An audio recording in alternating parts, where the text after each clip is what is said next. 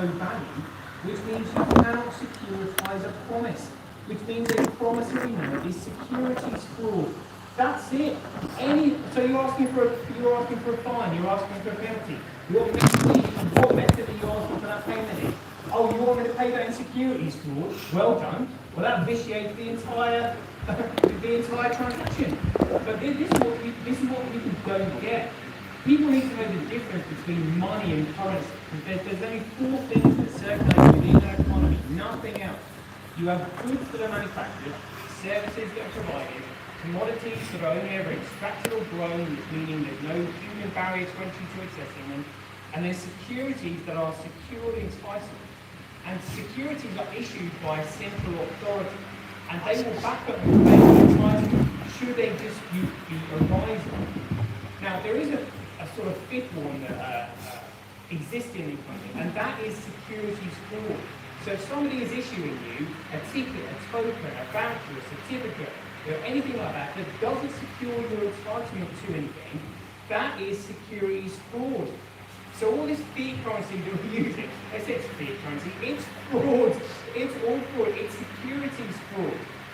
And this is why they were just like, right, well, we don't really want people calling it securities fraud, but because we're all dumb, stupid, and ignorant, what we'll do is we'll call it fiat currency and they'll be all right with that.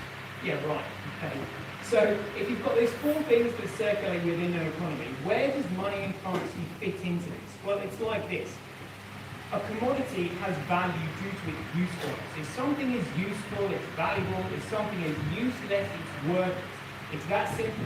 Because if something is useful, there is a demand for it. And you need demand and supply in order to set a market price so that it can then be measured against the cost of other goods and services in the economy and used as a medium of exchange.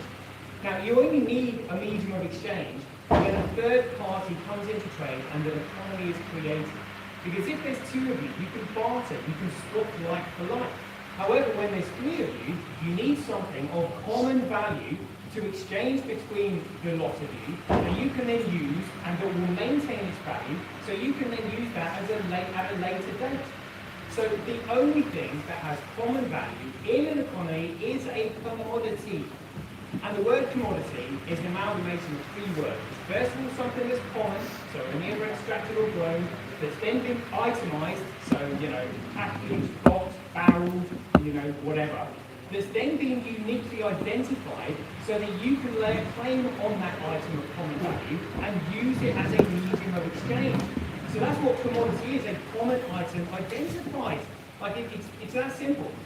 Now what happens is, when you are using these commodities as a medium of exchange within an economy, they become economically competitive to one another because you're using them as a tool for a medium of exchange. So what happens is these mediums of exchange, these commodities, will outcompete one another until the market settles on just one that fulfills the trade or the medium in the best way. So what happens is, when a commodity eventually, over time, monopolizes a market due to its ability to be used as a medium of exchange, it becomes a monopoly commodity. And when you amalgamate those two words together, you get money. That's what money is, a monopoly commodity. Now the other thing is a security. So a security could be a certificate, like a claim on gold. Now the issue with securities, they are issued, which means they are inflationary by its very nature. Because they are issued, they're not divided. They have to be issued by a higher authority, which means you have inflation.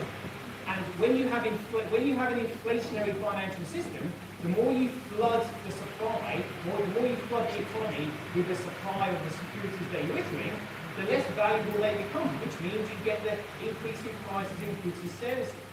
But where does the word currency come from? Well, when people start using a security as a medium of exchange in a closed economic area or private community, where the authority issuing those securities has the power to back up your claim of entitlement, it becomes a circulating security. Now, if you want to amalgamate those two words together, it's a little bit difficult, but a current flows and circulates. So a circulating security is currency. That's literally what it is. So it's currency that's meant to secure your entitlement to the value of the money. But if you remove money from currency, which they did in the Nixon shock, 15th of August 1971, well, that's when you end up with securities fraud.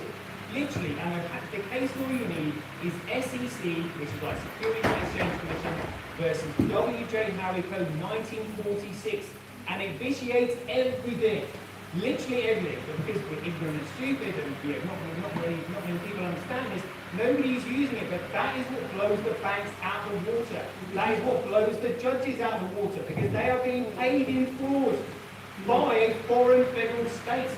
Because the Bretton Woods Agreement in 1944, after America had stolen all the gold during the Second World War, well, they backed all the European currencies by their currency, because they said, well, we've got all the gold, because you haven't got it anymore, so therefore your currency must be backed by our currency, and it's our currency that's going to be backed by gold, because we've got it.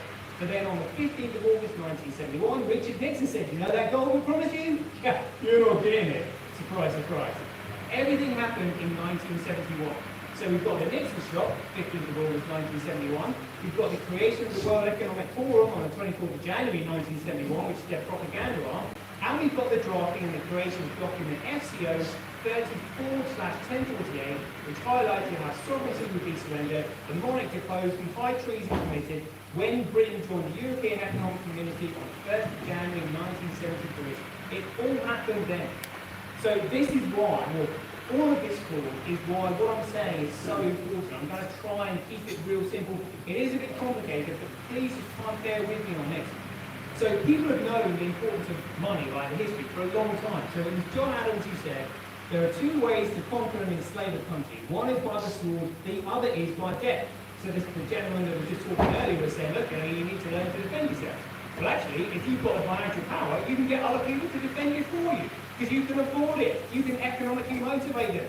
If you do this for me, I'll pay you. There we go. That's how you enslave a country. Like, money is really important. You're probably all familiar with this one. Pete Andrews, if you've seen this quote before. Yeah, I care not what puppet is placed upon the throne of England to rule the empire in which the sun never sets. He who controls Britain's money supply controls the British Empire, and I control Britain's money supply was all of that. But this is the one I want to really draw your attention to. When Henry Kissinger said, who controls the food supply controls the people, who controls the energy can control the continent, who controls money controls the world, because you are controlling the medium of exchange. Now, what's important about this statement is the order in which he's telling it, because they have to tell you. But what he's actually doing is telling us indirectly how they're doing it. First of all, they're going to go for the control of the financial system and the money, because once you've got that, everything else will fall into place. So first of all, they're going to go for the control of the financial system. Then they're going to go for the energy companies and utilities, which is what they did through the privatisation in the 1970s and 1980s. And then eventually they're going to go to the food supply and the farmers and poison the shit out of all of us. Literally. So this is why the control of the financial system is so important. That's why I'm wearing a mask, and that's what I'm going to tell you about this next bit. So one of the things that the cabal do not want at all is the truth getting out. Literally. So there's an African proverb that says, a lie has many versions, the truth none. But a lie is a derivative on the truth. You can't just suddenly make up a lie out of nothing. You have to have the truth first, and then somebody tells a lie about it, and then they subvert it and invert it and pervert it and all this kind of stuff. So what we need is a digital network, a common digital network that doesn't have any central point of authority or control, and that means that digital information on it cannot be cracked, hacked, altered, changed, or deleted. And in order to make a digital network like that, it would have to be categorized as a common digital network, because no one has any authority or power over it. So in the same way you've got common sense, common knowledge, common law, you have commodity in economics. And if you want to know the most valuable money is going to be, well, all you need to do is somehow commoditize the most useful resource. And the most useful resource in today's day and age is digital information, because it's just bits of light.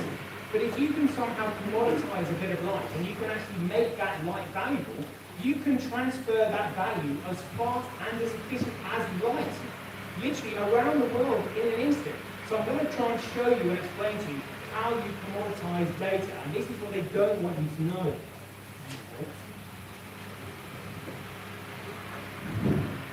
Right, this is the bit. Get your thinking caps on. This is really important, and I'm going to ask a question on everything. So, when you are first coming up, when you are first trying to make a digital network, that doesn't have any central point of authority or control, top left corner there, the foundation, you must be on an economically competitive distributed foundation. So that if one of those operations who are sustaining the network goes offline or gets attacked or for whatever reason, it has no effect on the rest of the network. They are completely independent. It is competition that divides things. Without competition, you simply get collusion and centralization. That's it. So first of all, you need an economically competitive digital foundation. And in a digital sense, it's called proof of work. I'm not going to go into that, it's a little bit complicated, but it's like a digital lottery. The more lottery tickets you buy, the more chances you have of winning. And in proof of work, it's called hashing. The more times you can try and hash SHA-256, the more chances you have of actually finding it and winning the block reward or block fee. But what I'm saying is the foundation has to be economically competitive. So you've got each of these individual components, they're all economically competitive to one another. But then the issue is, what happens if there is criminal activity taking place on that network? Because responsibility and accountability has to lie somewhere. Somebody want to turn off their phone?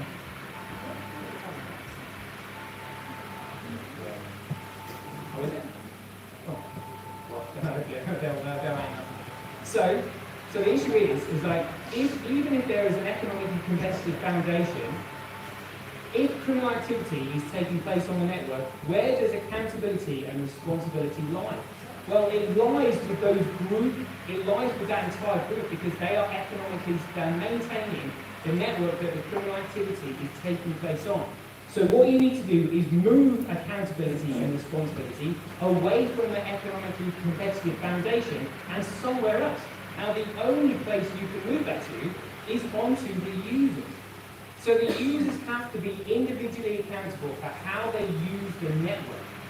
And the only way you can do that is by making sure that every single transaction on the network has a digital signature on it that belongs to the individual who is uploading the content. And there has to be a digital signature on it because, as Lord Benning said, if the document is not signed, then it is not signed at all, the contract is null and void. Now, because Bitcoin is not tangible, it's not physical, you can't hold it in your hand, the only way you can lay claim to a transaction is if your digital signature is on it. So if you're in a trade with somebody and you make a transaction to them in Bitcoin, and they either run off or you don't get the Google service that you expected, like missed subscriptions, then you would go to a third party, hopefully not corruptible, but a approved one, and they would say, okay, right, well, what's your issue? What's the dispute? Okay, first thing we need to say is, can you prove that you made that transaction, and can you prove they received it? If your digital signature is not on it, or if there's no digital signature attached, there is absolutely no way to prove that you made that transaction, which means there is no contractual credibility and therefore no economic value. And this is what the Cabal did to BTC back in 2017, just before they published the SPARS pandemic in order to bring in their one world government. They had to corrupt Bitcoin first before they could then carry on with their plans of implementing their one world government, because BTC was then no longer a threat to them. They were just like, you know, we can just make this into the biggest Ponzi scheme in the world, we don't give a monkeys, because these fools haven't really got a clue what they're doing, so it's going to collapse anyway, but not that we really care, because we want to financially wreck people and get people to commit suicide anyway. So that's where they were like, right, we've corrupted that, we've taken care of it, now we can introduce the SPARS pandemic. And if anybody knows anything about these people, we know that they believe in karma and like black magic and all this kind of stuff. They published the SPARS pandemic on the 31st of October 2017, which was the anniversary of the release of the Bitcoin white paper on the 31st of October 2008. And the reason they did that is because if we have our economic freedom, that's when we get our political sovereignty back, because they cannot coerce us financially at all. So this guy was like, right, okay, they're going to get their sovereignty back and their freedom through this financial system in Bitcoin, but we want to somehow counteract that by bringing in the totalitarian one world dictatorship through the guise of the World Health Organization, which is why they published the SPARS pandemic on the 31st of October 2017.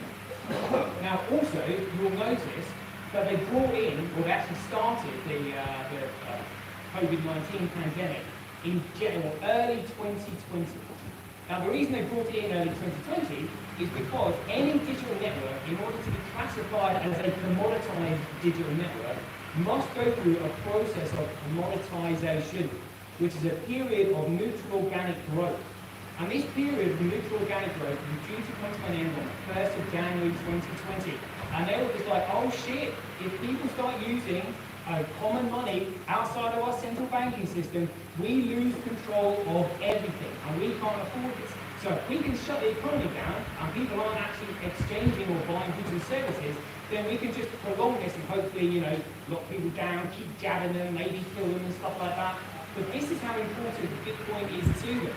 So what you need is a chain of digital signatures. And this is what creates, effectively, a private association amongst its users. So the users hold each other accountable.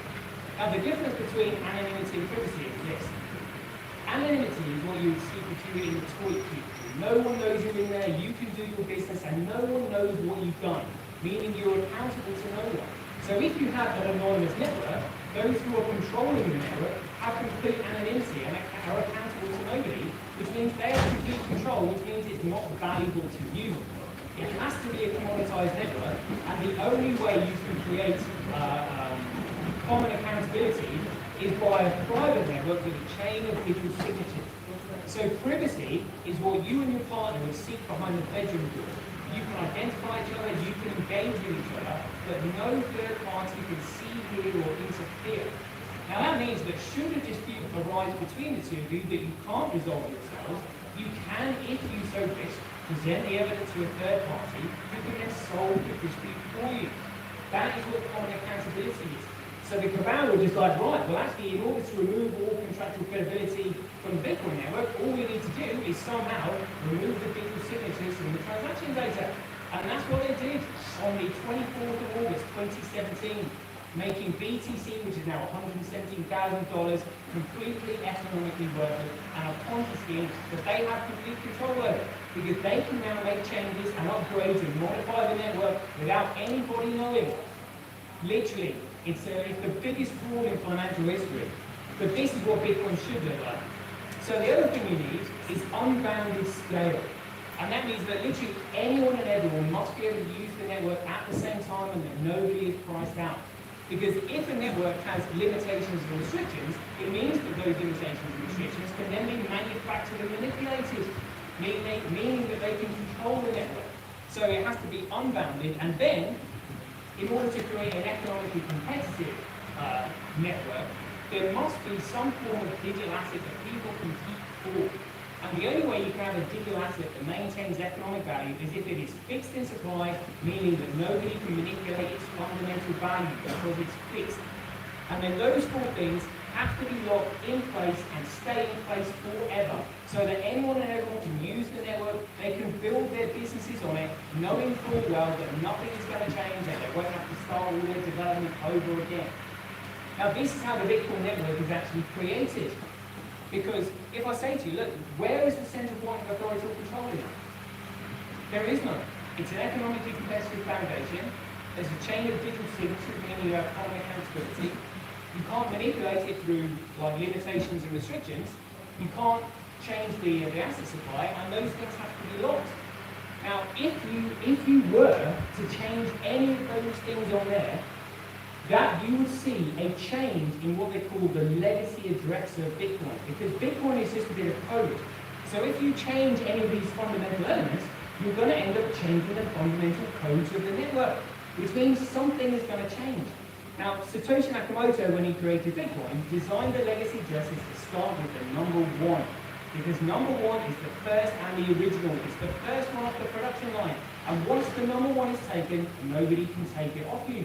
So it was just like, right, if I badge you the number 1, that's the original Bitcoin.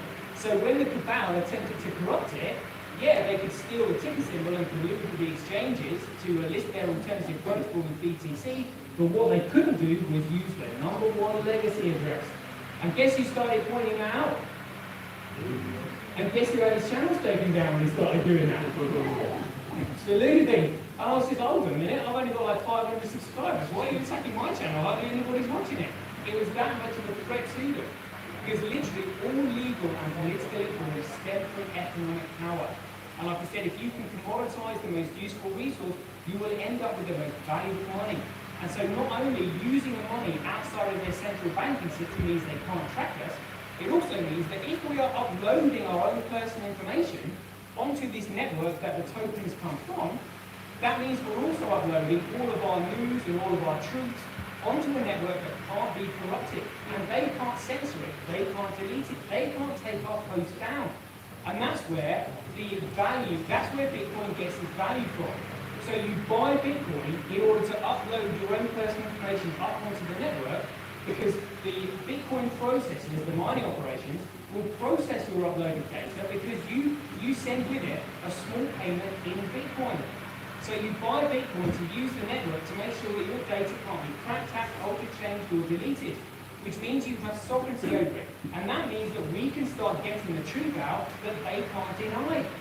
They can't subvert it, they can't invert it, they can't pervert it, because you can't alter the truth once it's up there. And this is on a time-stamped ledger that can't be deleted. So they can't deny it. And this is what they're shitting themselves about, which is why they brought COVID forward. Because if anybody saw like the podcast that Joe Rogan did with Peter McCullough said, look, it was all outlined in the SARS pandemic. The only thing they got wrong with it was the year. They said it was going to happen in 2025. Instead, it happened a few years early. Well, they brought it forward early because of the scaling of Bitcoin. They were that concerned about it. That's why they didn't have their infrastructure in place, which is why they started making so many mistakes and so many people started waking up. They're like, why are they doing this? This doesn't make sense. This is absolutely insane. That is the power of Bitcoin. Because when you have a Bitcoin in your pocket, the supply is fixed, nobody can make any more of it, and nobody can take it off you. And you can also use that as a medium of exchange, and you can use it to upload your digital content onto the Bitcoin network. And this is what Neil Oliver is really like gunning for. He's like, when can I start using it? When can I start using it? I want to have control over my own data, because whenever you upload something onto YouTube or Facebook or anything like that, you are surrendering sovereignty of that data to the corporate server, who can then alter and delete whatever they like. And let's say if you start posting your political point of view, heaven forbid, Facebook will just simply delete your profile. Now they can't do jack shit about it. And you know what else they can't do? They can't rig or fix voting. That's right. Anybody who knows about Andrew Bridgen's voting, where we've got like 6 votes in his constituents, and one family who is not welcome, and there's 4 of us in our family, and we all voted for you. So that's like almost like 80% of all your votes are one family. Or if they're trying to say, well, you've got 6. They are literally rigging everything. The only way we can catch them and pull them on their door is by using the Bitcoin network for everything. And the way you use it is by buying Bitcoin, which is why they've allowed a $3.6 trillion crypto market to exist, because they can't delete Bitcoin, because they can't get rid of it. All they can try and do is subvert you into thinking that something else is better, or that something else is Bitcoin. When it's not, you just simply follow the #1 legacy address. But the ticker symbol for the genuine Bitcoin, you've just simply got the ticker symbol BSB. So let me show you what they've done here. This is what they did. So Bitcoin started off with the #1 legacy address. And you can see here, like block 481823, which is on the 24th of August 2017. That's when they implemented SegWit, which segregated the digital signatures from the transaction data. And on BTC, the legacy address has changed from #1 to #3 and the letters BC. They also did it again with another one called Bitcoin Cash, because it was like, oh, well, we can't do it once, because some people might get it, but if we do it again, because they're stupid, they'll be a bit too complicated for it. But the legacy addresses started to begin with P or Q. They cannot get rid of the #1, which is why I'm wearing a mask, because as soon as they see me pointing this out to you people, they're just like, holy shit, we can't be having that. And I'll tell you why they're shitting it, because it's like this. A kilogram is a unit measurement of weight. So if I said to you, I've got a kilogram, your question should be, you've got a kilogram of what? What do you have a kilogram of? Does that make sense? Same with litre. Like, I've got a litre. What have you got? A litre of milk, a litre of oil, a litre of water. What do you have a litre of? Now, fiat currency is a unit measurement of value without any commodity value backing it. So when a true money comes along, that money will take on the market capitalization of every single financial market that is currently measured in fiat currency. So if you want to know what the value of one Bitcoin is worth, what you need to do is just somehow calculate the sum total of all the financial markets in the world and divide that by the supply of Bitcoin, which is 21 million. However, when you consider that some people have got millions of Bitcoin between them, and other people have got hundreds of thousands, and other people have thousands, and other people have got 100, well, that doesn't really leave too many to go around. But the derivatives market, which is the biggest financial market by far, is estimated to be between $1 and $1.2 quadrillion. So just to give you a ballpark, if you divide $1 quadrillion by 21 million, you come up with a figure of around $40 million per coin. And it's yours today for 20 fucking quid. I shit you not. And the reason they've done that is because they're trying to spread the narrative that, oh, the market has decided BSV is a fraud, the guy who created it is a scammer, you should just leave it, and the market just thinks it's completely irrelevant. But they can't get rid of it. They can't get rid of it. And they've only got their clutches into the biggest exchanges. So the biggest exchanges like Coinbase, Binance, Kraken, Bitfinex, guess what? They all delisted it. They're just like, yeah, we're the big boys, we know what we're talking about, we think that coin's a scam, and we're going to delist it. However, the smaller exchanges are just like, well, we're just in it for the money. If somebody wants to buy it and sell it and trade it, we'll list it. That's it. But what they don't want people to know is about the utility that is about to happen. And I'll just explain this quickly. So, the neutral organic growth phase of Bitcoin went on for a period of 10 years. And the reason it went on for 10 years is because if you're down at a casino and you're playing red or black, the chances of you throwing red or black is 50-50. Then the chances of that pattern continuing reduces every time you have a go. So there is a 0.01% chance that you will throw 10 reds in a row, meaning there is a 99.9% chance that you won't throw 10 reds in a row. Now, because anybody can actually create a digital commodity by following the protocol that I just showed you, what they can't replicate is the neutral size and growth of the network. So Satoshi Nakamoto realized, he was just like, well, actually, if I can let this neutral organic growth phase go on for a period of 10 years, there is a 99.9% chance that no other network will achieve this neutral level of size and growth. And that is what's unique about Bitcoin, the neutral organic growth of the network that nobody can replicate. And the more it becomes neutralized, the more it becomes diluted, there is increasing less point of failure, because these mining operations are literally all around the world. Now, Satoshi Nakamoto realized that during this phase, the cabal would probably attempt to further subvert and invert his creation. So he was just like, right, well, because I expect them to do that, I'm going to sort of throw them a red herring. So he created Bitcoin with a memory pool, and a memory pool is where all the transactions go before they get uploaded onto the ledger. Now, in its current design, it could more than suffice. Visa, MasterCard, all the central banks, they could all put their data in this memory pool, and it would work fine. It would be like 100 times more efficient than Visa and MasterCard. However, what that memory pool couldn't do was absorb all the world's internet traffic. And this is what is coming in the next few months, because he knew that when that neutral organic growth phase comes to an end, he's just like, right, well, it doesn't matter if I prove who I am now, because it's not going to have much of an effect on the neutral organic size and the growth of the network, because it's already been growing for 10 years. But what I can do is scale it massively, which means it's going to obviously point out that all of these other coins out here are complete frauds because they cannot scale. And this is what's coming in the next few months. This implementation is called Terranode, which means you will be able to live stream all of your, or live stream HD videos. Which means if you've got an issue at hand, if you've got bailiffs knocking at your door, you can live stream it onto the Bitcoin network where they can't delete your video content. It's timestamped and it's on the Bitcoin ledger forever. So all of these judges that are lying, all of these bankers that are implementing securities fraud on you, you can call them out on it and there's nothing that they can do. They will scuttle away into the shadows, literally like cockroaches. And this is what they don't want. And they don't want people like you buying a coin between you for 20 quid when it's worth millions.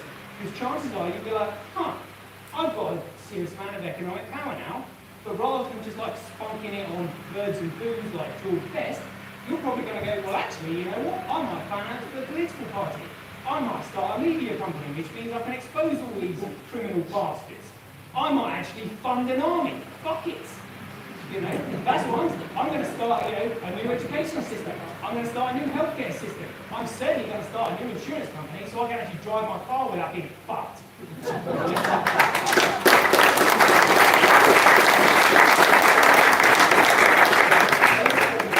Sorry about my language, I get a bit passionate about it. So I'll just show you this quickly.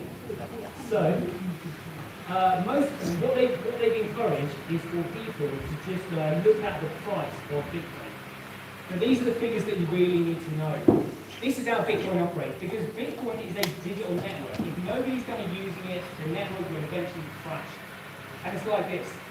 So the block size is the amount of data being uploaded onto the network. The data is uploaded via the transactions. The transactions are processed by the node that create blocks and supply the hash rate. And the hash rate is just simply like how much competition is on the network. And that's going to be attracted to the price, which is meant to be representative of the value, but it's not, because the price is currently manipulated by this lot who use Tether as a form of fiat currency in the same way that they manipulate all the stock markets with their central banks. But if you want to know what's going to happen, all you've got to do is look at these figures. Where is the most utility? Well, the most utility is here in red, because it can deal with the volume of data being uploaded onto the network. So what will happen is, when you've got loads of data on the network, that data gets uploaded via the transactions, and each transaction's got a small payment with it. The nodes are then going to be like, oh, actually, well, we want that payment in Bitcoins, and it's fixed in supply and going up in value, and if there's loads of people using it, we're going to be in the money, great stuff, so they're going to come over. Then the hash rate is going to go up because the value of the coin goes up, and then the price goes up. And the reason I'm telling you this is because a lot of people just simply look at the price, but it's like this. Price is the end result of all the hard work, effort and investment that has gone in prior. So price is the last metric to move, which means it's the least of all metric that matters. Because what you really need to be looking at is the block size. And look at this. It's on BSV over here, and up the top here. Oh, look at that. You've got one over here, there's $118,000. It's hardly got any utility on the network. I call it feed crash and eCash delete those. But we've got Bitcoin over here at just $31. But that's in fact less than that, it's $25. So what I'm saying is, please, for the love of God, just get yourself one. Just one. And the most you're going to lose is $25 or 20 quid for one. But if this thing pops, and this thing is due to come out literally in the next few months, which is this. This is the Terranode implementation.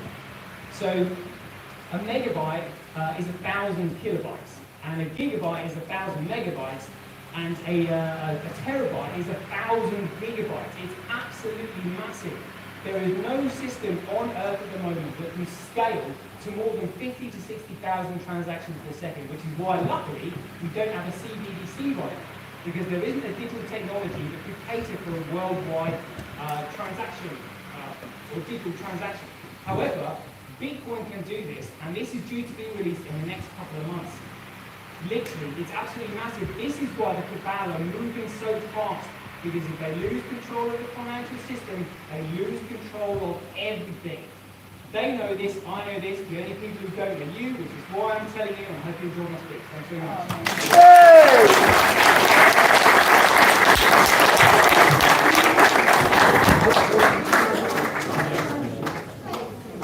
Brilliant. All right.